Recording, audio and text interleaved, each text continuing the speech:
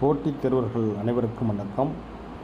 இந்தியாவின் முக்கிய துறைமுகங்கள், இந்த துறைமுகங்கள் குறித்த கொஸ்டின் கண்டிப்பாக டிஎன்பிஎஸ்சி குரூப் 1, குரூப் 2, குரூப் 4 இதில் நிச்சயமாக இருக்கும். இந்த துறைமுகங்கள் குறித்த கேள்வி இல்லாத வினாத்தாலே இருக்காது.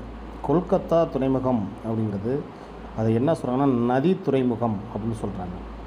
அடுத்து பாரதீப் துறைமுகம்.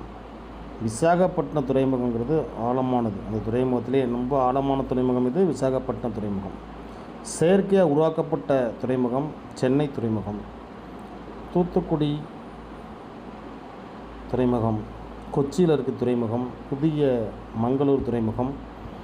துறைமுகத்திலே மிகப்பெரிய துறைமுகம் இது மும்பை துறைமுகம்.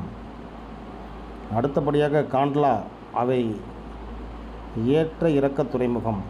ஏற்ற இறக்க துறைமுகம் அதெல்லாம் பார்த்துக்கோங்க. துறைமுகங்கள் காண்ட்லா, மும்பை, மர்மகோவா, புதிய மங்களூர், கொச்சி, தூத்துக்குடி, சென்னை, விசாகப்பட்டினம், பாரதீப், கொல்கத்தா. இதில் கூட கேட்கலாம், நமக்கு எப்படி கொஸ்டின் கேட்கலாம்னா பொறுத்துக கொடுத்துட்டு கேட்கலாம். பொறுத்துக இல்லாட்டி தவறானது அப்படின்னு சொல்லிட்டு. இப்போல்லாம் அதிகமான கொஸ்டின் என்ன பண்ணுறாங்கன்னா தவறானது இல்லை சரியானதுன்னு சொல்லிட்டு 4 ஆன்சர் கொடுத்து 4 ஆன்சர்லேயுமே கூற்று காரணங்கிற மாதிரியே கொடுத்துறது நேரடியாக. இப்போ காண்ட்லா துறைமுகம், காண்ட்லா அப்படிங்கிறது துறைமுகம் எங்கே உள்ளது அப்படின்னு கேட்கலாம். அதுபோல் ஒவ்வொரு கொஸ்டினும் இப்படி தான் கேட்குறாங்க. மும்பையோட துறைமுகம் அங்கே என்னது, இந்தியாவிலே மிகப்பெரிய துறைமுகம் எது அப்படின்னு கேட்கலாம். அடுத்தது இந்தியாவிலே மிக ஆழமான துறைமுகம் எது அப்படின்னு கொஸ்டின் கேட்கலாம். அதுக்கு அடுத்தபடியாக இந்தியாவிலே மிக நதி துறைமுகம் என அழைக்கப்படுவது எந்த மாநிலத்தில் எந்த இடத்தில் உள்ளதுன்னு கூட கேட்கலாம்.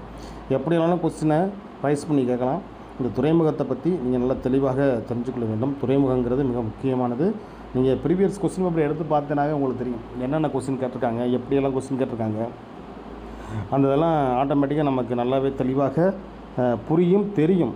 இல்லைன்னா கூட நமக்கு டிஎன்பிஎஸ்சியுடைய அடுத்தடுத்த கொஸ்டின்னா அடுத்தடுத்தது நம்ம வீடியோ போடுவோம். இதை எல்லோரும் பாருங்கள். இதில் உங்களுக்கு டிஎன்பிஎஸ்சி சம்மந்தப்பட்ட நிகழ்வு நம்மளுடைய சேனலில் கண்டிப்பாக வரும். அனைவரும் சப்ஸ்கிரைப் பண்ணி பாருங்கள். வாழ்த்துக்கள். நன்றி.